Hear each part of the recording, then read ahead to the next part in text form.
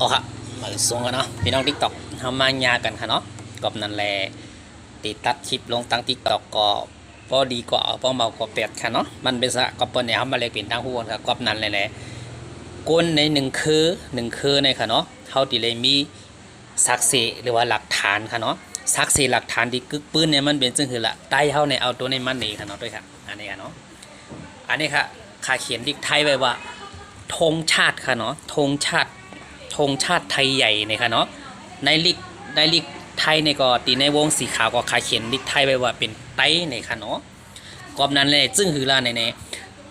กูเมืองค่ะก็ว่าเขาดีมาตึกซ้นหรือว่าเฮามันสนไล่สนใดสนเป็นของโกนเฮาเนี่ยก็แปลว่า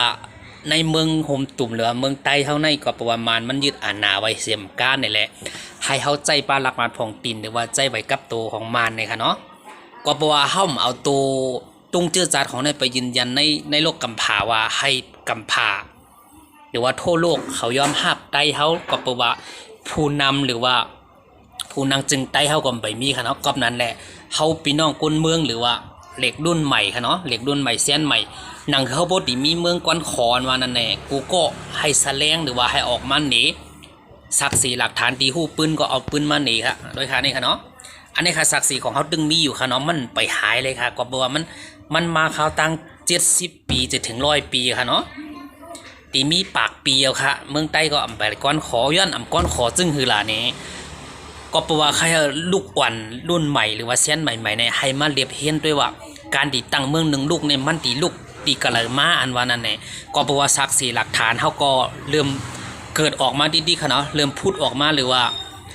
อันเฮาอ่ำยามฮู้อ่ำยามหันก็ยามหันมาดิๆนี่ก็แปลว่าเฮาใจสื่อสังคมออนไลน์ตัวนี้มาแลกเปลี่ยนต่างฮู้กันค่ะเนาะอำไรมาสอนค่ะเนาะน้องๆหรือว่าปีๆหน้าๆอาลุงกูก็บ่ฮักเจอจัดใครมีจัดเป็นของตัวเก่าหรือว่าใครไรเมืองก้อนขอนวันนั้นไหนกูก็ให้ศึกษาให้เรียบเฮียนค่ะเนาะการเรียบเฮียนหรือว่าการเฮาเรียบเฮียนมันมีวันเย้าค่ะเนาะมีวันสุดค่ะเนาะผู้นำก็คือดีกันนั่นกอมนั่นแน่เพราะว่า